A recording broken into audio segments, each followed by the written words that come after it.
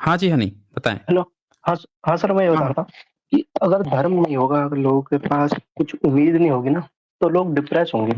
और उनसे पूरी तरीके से धर्म छीन लेना या भगवान की अवधारणा छीन लेना, शायद उनके डिप्रेस कर सकता है। क्योंकि सर, मैंने ऐसे बहुत सारे रिसर्च पेपर पढ़े हैं, जिनकी जिनमें लोग साइंटिस्ट ने रिसर्च करी है कि जो नास्तिक लोग होते हैं, वो थोड़े ज़्यादा डिप्रेस होते हैं, सुसाइड भी ज़्यादा करते हैं।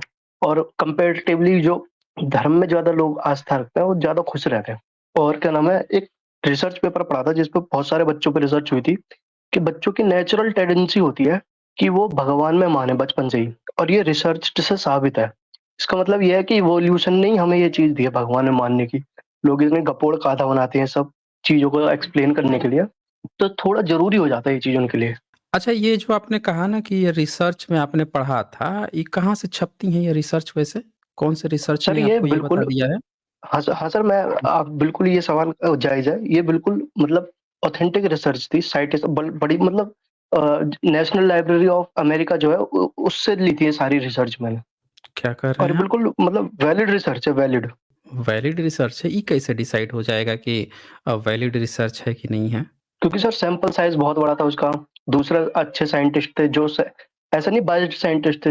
ये जिन्होंने भी करा था सब नास्तिक ही थे।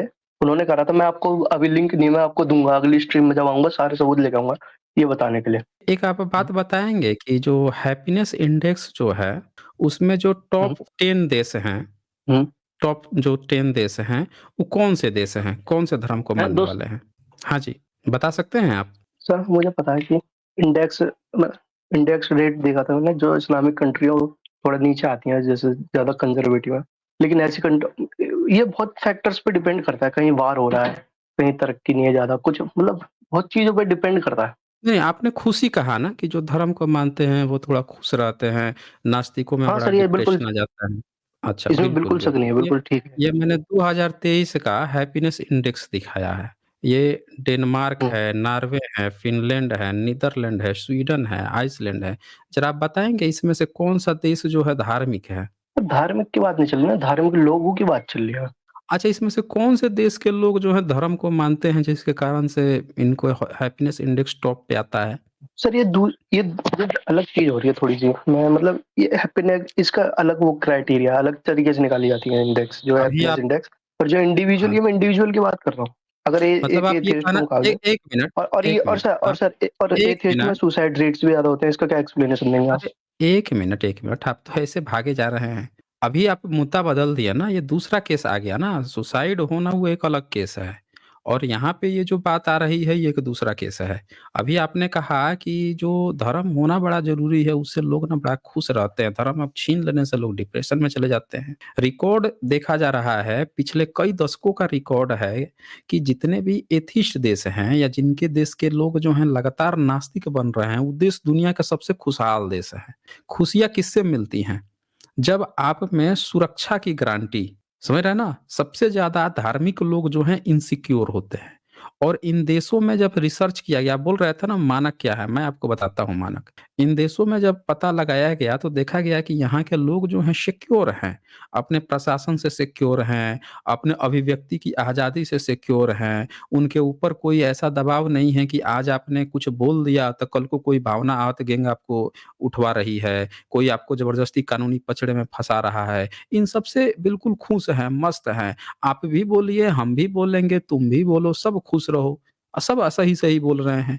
इनके यहाँ की ये कहानी है कि जब फ़िल्में बनाई जाती हैं, हॉलीवुड की फ़िल्में बनती हैं, तो नास्तिक देशों का एग्ज़ाम्पल दे रही हैं। स्पाइडरमैन बनाती हैं, तो क्या दिखा रही हैं कि स्पाइडरमैन का जो एरोप्लेन है फँस जाता है, गिर जाता है एक नास्तिक देश में। जब जाता है जेल में, तो देखता है कि जेल के भीतर तो ताले ही नहीं लगे हैं और देखता है कि ताले नहीं लगे हैं, कुंडी नहीं लगी है, फिर भी सब जेल में जो वहाँ के कैदी हैं, वो भीतर बैठे हुए हैं। कहता है कि अरे यार! गज़ब ये देश है कि मतलब अपराधी इतने कैसे शरीफ हो सकते हैं कि जेल के भीतर बैठे हैं, ना ताले लगे हैं ना वो खोला जा रहा है। तो कह रहा है कि अब मतलब वहाँ ये दिखाया जा रहा है कि नास्तिक देश के अपराधी तक भी उनको पता है कि हम अपराध किए, हमको सज़ा काटनी है। ये नहीं कि तोड़ के दीवार तोड़ के खोद के सुरंग खोद के भाग रहे हैं। तो नास्तिक देश ऐसे होते हैं। आप ज़बरदस्ती खिचड़ी पका रहे थे कि पता नहीं कौन से रिसर्च पेपर आप पढ़ के आ गए हैं, कहाँ से आ गए हैं जो बता दिया खुशी देता है। सबसे ज़्यादा दुखी धार्मिक होते हैं। अभी कोई कुछ बोला नहीं कि तुरंत रोने लगेंगे, "अरे! हमारे भगवान के बारे में ऐसे बोल दिया, हमारे अल्लाह के बारे में, अरे इसको फांसी दो, रोड पे निकलेंगे, जुलूस निकालना शुरू कर देंगे, उसको फांसी दो, इसका गला सर-तर से जूना कर दो, इसके यहाँ ये चलवा दो, वो कर दो।" सारे के सारे धार्मिकों का line to line A to Z यही हाल है। सबसे ज़्यादा फ्रस्ट्रेटेड होते हैं धार्मिक लोग। तुरंत रोड पर निकल जाएँगे बिना किसी दूसरे की परवाह किए हुए, कि दूसरा व्यक्ति जो जा रहा है उसको कहीं साउंड पॉल्यूशन से दिक्कत तो नहीं है, किसी बच्चे का एग्ज़ाम तो नहीं चल रहा, कोई बच्चा तैयारी-वारी तो नहीं कर रहा, कोई बच्चा कोई अपना कुछ काम-वाम तो नहीं कर रहा। लगेंगे ढो-ढल्ला हो, कोई किसी के घर में कोई मरीज़-वरीज़ तो नहीं है जिसको साउंड से दिक्कत है। जो जीव-जंतु होते हैं उनके मार पटाखे फोड़े पड़े हैं, मार जो है हर वो काम किए पड़े हैं जिससे समाज को, जीव-जंतु को नुकसान हो रहा है। कह दो अभी जैसे कह दो कि भाई दिवाली में कम पटाखे फोड़ना तो सारे धार्मिक परेशान, एकदम पूरे सोशल मीडिया में, अरे किसी की बाप की औकात है जो मुसलमानों पर बोल के देख ले, उनके हलाल पे बोल के देख ले, सब के सब हिंदू देवी-देवता पर ही बोलने का दम है, हिंदुओं के पटाखे हम तो फोड़ेंगे, फोड़-फोड़ के दिखाएँगे। तो आपके धार्मिक लोग जो हैं ना बेफ़र्ज़ी का, बेफ़ालतू की बातें करने में, बेफ़ालतू की दकियानूसी करने में, ज़बरदस्ती का झगड़ा, दंगा-फ़साद, नास्तिक देशों में कोई दंगा-फ़साद नहीं होता। आप दिन-रात दंगा-फ़साद, इधर से ये भेज दिया इधर से वो जो है कौन-सा माँस का टुकड़ा कहाँ मिल गया, वो उधर ये कर दिया गया। तो आप जो ज़बरदस्ती आप बोल रहे थे कि आप नास्तिक हैं दूसरे लोग फ्रस्ट्रेट धर्म लेके हो जाते हैं। जिसके पास कोई धर्म नहीं है ना, वो सब मस्त हैं, खुश हैं, उनको मोरालिटी अपनी पता है। और यही कारण है कि थोड़ा-सा बोल हैप्पीनेस लूँ? इंडेक्स जो है, उस सब में सारे नास्तिक देश आते हैं। हाँ, बोलिए। सर, मैं ये कहना चाहता हूँ कि ये मेरी गलती है कि मैं रिसर्च पेपर वो सामने नहीं लेके आया। मैं लेके आता, इसलिए मैं अभी इस चीज़ पे टॉपिक पे नहीं बोलूँगा। लेकिन मैं ये कहना चाहता हूँ हुँ, कि मैं आपको एक इंसिडेंट बताता हूँ। मेरे गाँव का इंसिडेंट है और क्या नाम है, एक औरत थी जिसका लड़का कुछ 25-26 साल का था, ठीक है? वो बहुत ही ज़्यादा मतलब अकेली औरत थी, उसका एक ही लड़का था, रिश्तेदार भी बहुत दूर रहते थे उससे। तो कुछ बात ऐसी होती है कि लड़ाई हो जाती है मतलब गाँव में और अपर कास्ट वाले बंदों से उसकी लड़ाई हो जाती है। तो क्या करते हैं, उसे पीटते हैं, बहुत बुरी तरीके से पीटते हैं, उसकी टाँग-वाँग तोड़ देते हैं और उस लड़के का इलाज चलता है, कुछ दिन बाद वो मर जाता है। तो बात ये है कि उस औरत को जस्टिस तो मिला नहीं और मिलने से भी रहा क्योंकि वो बड़े पक्के लोग थे, औरत भी ऐसी थी, ना ज़्यादा प्रिविलेज ना कोई उसकी मदद करने वाला, गरीब घराने से। अब बात ये है कि अगर उसके पास धर्म का अफ़ीम नहीं होगा, तो ये उसके पास धर्म का अफ़ीम है एक चीज़ से, तो इस चीज़ से ये क्या कर सकते कि चलो यहाँ नहीं तो कहीं न कहीं तो इंसाफ मिलेगा। लेकिन अगर उससे ये चीज़ छीन ली जाए कि तुम्हारे पास कोई धर्म नहीं है, कुछ नहीं है, इंसाफ जो है तुम्हें मिलेगा तो यही मिलेगा, उनमें नहीं मिलेगा। तो ऐसे तो डिप्रेस हो जाएगी वो। और कम से कम धर्म उसे एक झूठा दिलासा तो देता है कि चलो यहाँ नहीं तो कहीं न कहीं मिल जाएगा। और शायद यही चीज़ लोगों को ज़िंदा रखती है या फिर उम्मीद बनाए रखती है। मेरे कहने का मतलब यही है। और हर किसी को सर हर कोई प्रिविलेज नहीं हो सकता। अब मेरी बात सुनिए, इतने सालों से अपर कास्ट लोग जो हैं, वो बड़ी पोस्ट पे रहे हैं, बड़ी जगह पे रहे हैं, तो वो उनके जीन्स ऐसे हो गए हैं कि वो अब देखिए जैसे कि कोई गरीब 1 1 minute 1 minute mister Honey 1 minute. अभी आपने जो एग्ज़ाम्पल दिया पहले उसको क्लियर तो कर लेते हैं। आपने पता है कौन-सी लॉजिकल फ़ॉल्सी चेरी पिकिंग कौन-सी लॉजिकल फ़ॉल्सी आपने इस्तेमाल की? इसको कहते हैं एनेक्डोट। यूजिंग पर्सनल एक्सपीरियंस और isolated example instead of sound arguments और कंपेलिंग एविडेंस। आपके पास कोई एविडेंस नहीं। आपने सबसे पहले यहाँ पे आके क्या कहा कि हमने ऐसा कोई रिसर्च पेपर पढ़ा है जो आप लेके नहीं आए। फिर आपने कहा मेरे पास है, बहुत मैं अच्छा है, लाऊँगा, यहाँ अगली का हिस्ट्री में वहाँ है। ज़रूर लाऊँगा। 1 मिनट मेरी बात तो पूरी करने दीजिए। आप जब तक नहीं लाए हैं तब तक वो आपका पूरा जो स्टेटमेंट है वो अभी तक गलत ही चलेगा जब तक आप नहीं लाएँगे। अब आपने जब हमने ये दिखा दिया कि जो हैप्पीनेस इंडेक्स जो आता है ग्लोबल का उसमें एथिस्ट देश ही टॉप पे क्यों रहते हैं? उनके यहाँ इतनी खुशहाली क्यों रहती है? फिर आपने उसमें क्या किया एक चेरी पिकिंग की उसमें, उसमें आपने लॉजिकल फ़ॉल्सी इस्तेमाल की कि नहीं ये डेटा, वो डेटा। जबकि बात ये है कि जब पूरा का पूरा देश ही जितने धार्मिक देश हैं उन देशों का सबसे खराब है। चाहे मुस्लिम देश हो, चाहे इंडिया हो, चाहे और भी जितने जो धार्मिक देश हैं, उनका डेटा सबसे नीचे जाता है। पूरे दक्षिण एशिया से अगर किसी का अच्छा जाता है हैप्पीनेस इंडेक्स, तो उसमें एक बुद्धिस्ट देश है भूटान। समझ रहे हैं ना? वो बुद्धिस्ट हैं। उनका दक्षिण एशिया में सबसे बढ़िया उसी का रिकॉर्ड रहता है, वो भी इसीलिए क्योंकि वो बुद्धिस्ट है। उसके बाद से जो हैप्पीनेस इंडेक्स जाता है, वो बुद्धिस्ट लोगों का जाता है। पूरे इस दक्षिण एशिया में जितने देश हैं, बुद्धिस्टों का ही हैप्पीनेस इंडेक्स जाता है, लेकिन सबसे बढ़िया भूटान का रहता है। और यहाँ जो हिंदू बने घूम रहे हैं, जो मुस्लिम बने घूम रहे हैं, ईसाई बने घूम रहे हैं, इनका तो डाउन ही रहता है। खैर, अब मुद्दे पर आते हैं। फिर आपने क्या किया, एक पर्सनल एक्सपीरियंस जिसको एनेक्डोट चेरी पिकिंग कहते हैं, वो इस्तेमाल किया कि मेरा पर्सनल एक्सपीरियंस था, ऐसी वो घटना हुई। पर्सनल एक्सपीरियंस कुछ होता-वोता नहीं है। आपका पर्सनल एक्सपीरियंस है, आप कोई रिसर्चर थोड़े हैं। आपने केस स्टडी जब की जाती है, तो हर एक पॉइंट का ऑब्जर्वेशन लिया जाता है। आपने सिर्फ़ एक ऑब्जर्व किया अपनी आइज़ का। आपने न तो उस व्यक्ति से प्रॉपर बात की, न उसकी केस स्टडी निकाली, न उसके रिलेटिव्स की क्या सोच है वो नहीं देखा, उसकी क्या प्रॉब्लम एक्चुअल में थी जिसके कारण वो चीज़ें हो रही है वो नहीं।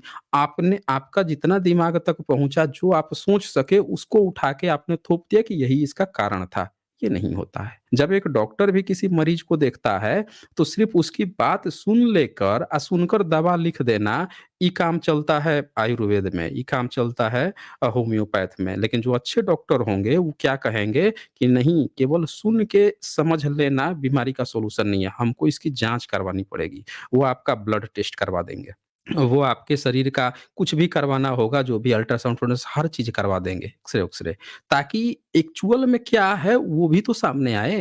हैं? केवल सुन लेना किसी का ऑब्जर्वेशन वो जबकि डॉक्टर एक्सपीरियंस होता है, फिर भी सिर्फ़ उस सामने वाले की बात सुन के बीमारी का हर चीज़ नहीं पता चल सकता ना, कुछ-कुछ केस में चल सकता है, लेकिन सबका नहीं। जब तक कि पूरा इंटरनल डेटा ना आ जाए, तो आपका इसको कहते हैं चेरी पिकिंग, समझ रहे हैं ना? एनेक्डोट लॉजिकल फॉल्सी होता है ये। तो ये चीज़ यहाँ वैलिड नहीं है। आपने उसके बारे में कहा क्या कि उसको न्याय नहीं मिल रहा है। तो न्याय नहीं मिल रहा है तो अब उसके पास भगवान रहेंगे तो एक होप रहेगा, किस चीज़ का होप? False hope. आप ये कह रहे हो कि आपकी तो कहानी सुन के एक बहुत पुरानी फ़िल्म थी, कौन-सी फ़िल्म थी जिसमें वो क क किरन किरन करते रहता था शाहरुख खान।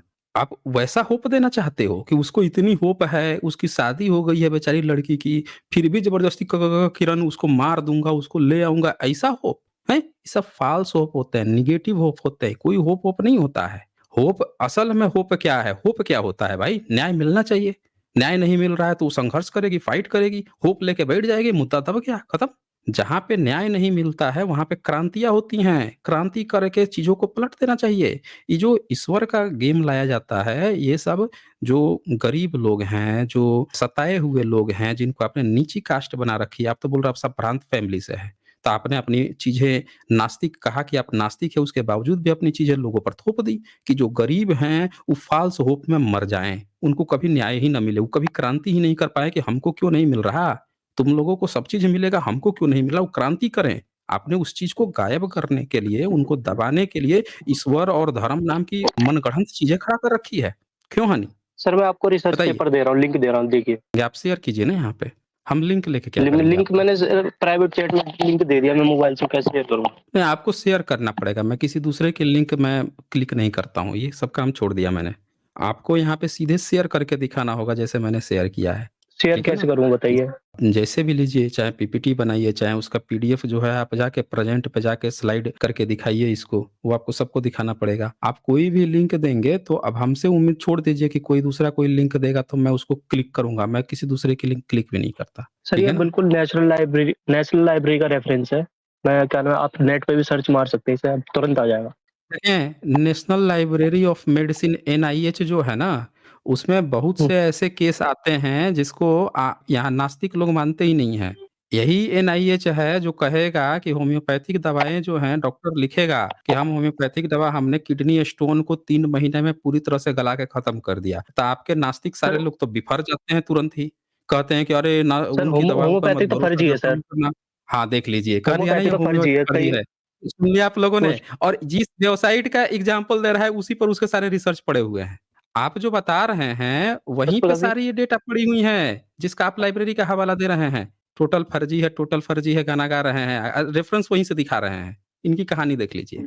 रेफ़रेंस अपना नहीं रेफ़रेंस सर, मैं दिखाना हो होम्योपैथिक को तो फर्जी बोल रहा हूँ दिखाएँगे। ना, उसका अरे! तो आप जहाँ से रेफ़रेंस दिखा रहे हैं वही बात कहती है कि होम्योपैथ किडनी स्टोन को सही कर देता है, वहाँ पे उसी के रिसर्च पड़े हुए हैं। उसी का आप रेफ़रेंस दे रहे चलिए हो सर, भाई। चलिए सर छोड़िए, मुझे एक बात अब बताइए एक चलिए, जैसे चीज़ मान लीजिए फर्जी हो गई और दूसरा चीज़ सही हो गई। हुँ? नहीं, मैं अच्छा कहीं और फर्जी से लाऊँगा कैसे है? जहाँ नहीं, नहीं, ज एक मिनट। नहीं, नहीं, फर्जी कैसे है ज़रा हाँ, वो भी बता दीजिए आप। वो भी बता दीजिए, होम्योपैथी फर्जी कैसे? हाँ, वो कैसे फर्जी होम्योपैथी है? हाँ, हाँ। क्योंकि उसमें एक ओके। क्योंकि उसमें ये कॉन्सेप्ट है कि पानी में कोई चीज़ बार-बार मिलाएँ तो पानी की वाटर मेमोरी बन जाती है, स्यूडो साइंस है एक और इसी तरीके की उसमें जेम्स नहीं, थ्योरी नहीं, नहीं 1 है मिनट, और 1 ज़्यादातर मिनट, 1 मिनट। क्या कहा प्लेसिबो आपने? इफ़ेक्ट का अरे काम करती भाई, है। कहाँ भागे जा रहे हैं? क्या कहा आपने? पानी में कोई चीज़ बार-बार मिलाते हैं तो क्या हो जाता है? वाटर मेमोरी बन जाती है, कॉन्सेप्ट है, स्यूडो साइंस है ये एक, हाँ, कॉन्सेप्ट है होम्योपैथी में। कहाँ पे है ये? होम्योपैथ में कहाँ पे है ये? ज़रा खुल होम्योपैथी के कहाँ पे बताइए। मतलब? होम्योपैथिक में कहाँ पे है? हमने तो आज तक सुना नहीं है कि वाटर में वाटर मिलाए तो वाटर मेमोरी बन जाती है। कौन-सी यूनिवर्सिटी से होम्योपैथिक पढ़ के आए हैं भाई आप? सर मेरी बात तो सुनिए, उसका कॉन्सेप्ट ही यही है, उसमें कंसंट्रेट करते हैं नहीं, कि 1 आप चम्मच दवाई को 10 गिलास हुँ, पानी में हुँ। मिलाते हैं और उसे बहुत हुँ, तेज़ हुँ। हिलाते हैं, फिर उसमें से 1 चम्मच पानी को लेकर फिर 10 गिलास पानी में हिलाते हैं। तो ये वो हुँ, उनका हुँ। माना जाता है कि इस तरीके से वाटर मेमोरी बन जाती है, सारी अपने मतलब अंदर स्टोर आपने कर लेती है। आपने जो है होम्योपैथिक भी व्हाट्सएप यूनिवर्सिटी से पढ़ी है क्या ये? ऐसा कोई कांसेप्ट नहीं है होम्योपैथिक में। होम्योपैथी का फाउंडर को किसको कहा जाता है?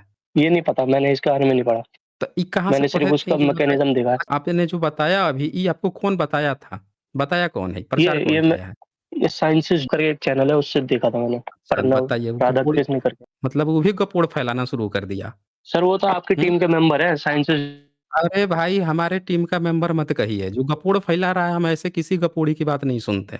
जो भी कोई गपोड़ी ऐसी बात कह रहा है, होम्योपैथ के हैनीमैन को माना जाता है। हैनीमैन का नाम सुना है आपने? मैंने सुना है पर मुझे ध्यान नहीं है। तो सुना है तो आप ऐसे बात मत कीजिए, गपोड़ी लालों की बात यहाँ मत कीजिए कि वाटर में वाटर मिलाया उसमें से इसमें मिला दिया। होम्योपैथ का कांसेप्ट जो जो हैनीमैन है जर्मन के थे, कोई स्यूडो साइंस नहीं है उसमें। हैनीमैन ने पहली बार एक्सपेरिमेंट कैसे किया था, जैसे एलोपैथ आया है उसी तरह से एलोपैथ की तरह होम्योपैथ भी आया था। कैसे आया था कि एक बार हैनीमैन ने ऐसा महसूस किया कि जो कुनैन की जो छालें होती हैं, उनको अपने जो स्किन था उस पे जब उन्होंने रब किया, तो उन्होंने देखा कि रब करने पर कुछ इफ़ेक्ट पड़ा। तो उनको लगा कि यार जैसे कोई ऐसे भी पदार्थ होते हैं जिसको रब करते हैं तो स्किन पर कुछ दिक्कतें आ जाती हैं, खराश-वराश शुरू हो जाती है। तो उन्होंने ऐसा सोचा कि उससे ये इफ़ेक्ट पड़ा तो क्या अगर यही बीमारी हो और फिर से उसको करे तो क्या इसको ठीक भी कर सकता है? तो जब उस तरह की कोई बीमारी हुई और उस पर जब उसका प्रयोग किया गया तो उन्होंने देखा कि अच्छा ये तो उससे ठीक भी हो रहा है। फिर उन्होंने ऐसा देखा कि जो प्याज़ होती हैं, तो प्याज़ को काटने पर कभी-कभी आँखों में जब पड़ता है उसका आँख में, नाक पे, तो उससे क्या होता है कि नाक-वाक बहने लगते हैं। तो उनको लगा कि क्या सर्दी होगी और उस चीज़ से अगर हम इस्तेमाल करें तो क्या सर्दी भी ठीक कर सकता है ये? उन्होंने उस कांसेप्ट पे काम किया था। स्यूडो-वूडो साइंस नहीं था, ये एक साइंस था। ज़बरदस्ती कुछ गपोड़ी लाल जो हैं, व्हाट्सएप यूनिवर्सिटी के गपोड़े कि पानी में ये हिला दो, उसमें से वो हिला दो, लगे हैं कहानी बनाने अपने से। खुद भी कहानी बना लेते हैं। होम्योपैथ का कांसेप्ट जो है, अलग ढंग से है। जाके रिसर्च कीजिए, लखनऊ में है उसका, हैनीमैन का, गवर्नमेंट का है वो। वो आपको बताएँगे। हाँ, ये अलग बात है कि उनकी लिमिटेशंस हैं। हर चीज़ का जैसे आयुर्वेद है, आयुर्वेद में जो होता है उसकी सबसे बड़ी दिक्कत आयुर्वेद की क्या होती है कि आयुर्वेद में नेचुरल चीज़ है तो कही जा रही है, लेकिन कुछ कंपनियाँ जो देखी जा रही है कि उसमें कुछ भी मिला दे रही हैं, वो आपको उल्टा डैमेज भी कर देंगी। कुछ उसकी दवाइयाँ अच्छी हैं, कई बार कुछ चीज़ें जो लंबी चल जाती हैं जब नहीं सही करता तो फिर कहेंगे आयुर्वेद का ये खा लो, वो खा लो, जो लिमिटेशंस हैं उनकी। लेकिन ये कोई कहे कि स्यूडो साइंस नहीं है, देखिए भाग खड़े हुए हैं। तो इसीलिए व्हाट्सएप यूनिवर्सिटी से कोई चीज़ पढ़ के मत आया कीजिए। अब किसी का पैर टूटा हुआ है, हाथ टूटा हुआ है, तो उस समय होम्योपैथ और आयुर्वेद तो नहीं काम आएगी, उस समय तो आपको जाना पड़ेगा हॉस्पिटल। कभी पैर में मोच आ जाए तो चले जाइएगा एलोपैथ वाला है उसके पास, वो तो पकड़ के बैंडेज-वैंडेज बाँध के बैठा देगा महीने भर आपको। वहीं गाँव-वाँव में वो मोच आता है, वो पता नहीं कैसे उसे धर के ऐसे कर देते हैं सब, तुरंत ठीक हो जाता है, 1-2 दिन में ही ठीक हो जाता है। एलोपैथ से बात करो तो सीधे-सीधे डिनाई कर देगा, "अरे गलती से मत करवाना वैसा, वो पैर-वैर टूट जाएगा, नसें खराब हो जाएँगी, वो बर्बाद हो जाएँगी, वो बर्बाद हो जाएँगी।" लेकिन 1 महीना बैठे रहो आप आराम से। लेकिन वो नस बैठाने वाले हैं, वो पता नहीं मालिश करके वो कैसे पैर-वैर हिला-डुला के सही से कर देते हैं, नस सही हो जाती है। तो वो 1-2 दिन में आप ठीक हो जाओगे, नहीं तो बैठ के एलोपैथ वाले के पास 1 महीने तक बैंडेज करा के बैठे रहो फिर आराम से। तो सबके अपने अलग हैं, एलोपैथ से बढ़िया कुछ भी नहीं है, मैं मानता हूँ। पर कोई ये गपोड़ी अगर फेक न्यूज़ फैलाता है कि वाटर में ये मिला के, वो मिला के ये कर दो, वो गपोड़ी लाल है। ऐसे गपोड़ियों से बचें, दूर रहें। ये गपोड़ी आपको पूरी तरह से जिस साइंटिफिक टेम्परामेंट की बात कर रहे हैं, उसको बर्बाद कर देंगे। ठीक है ना? और होम्योपैथ के बारे में मैं क्लियर एक बात कह दूँ, वो भी साइंटिफिक मेथड है, वो स्टडी करता है आपके शरीर के अंदर आपने देखा होगा जब ब्लड आप टेस्ट करवाते हैं, तो कुछ कंपोनेंट्स कितने मिलीग्राम में होते हैं ना, 0.2 से 0.1 से लेकर 0 पॉइंट इतने के बीच में होने चाहिए। उसी में कम-बेश हो गया तो आपके शरीर में कितना बड़ा लक्षण उभर आता है ना?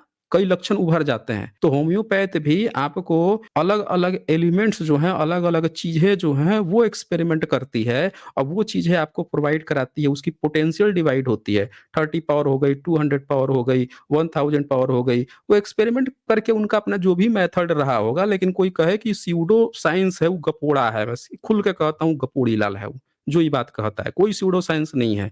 वो प्रॉपर साइंस है, लेकिन उनकी अपनी लिमिटेशंस है। ये चीज़ है यहाँ पे। ये धर्म बता रहा था, सुन लिया आप लोगों ने? आया था धर्म का प्रचार करने। गपोड़ी लाल बता रहा था कि धर्म चाहिए और स्यूडो साइंस बता रहा था पानी पकड़ के हिला रहे हैं। ऐसे-ऐसे गपोड़े पैदा हो गए हैं।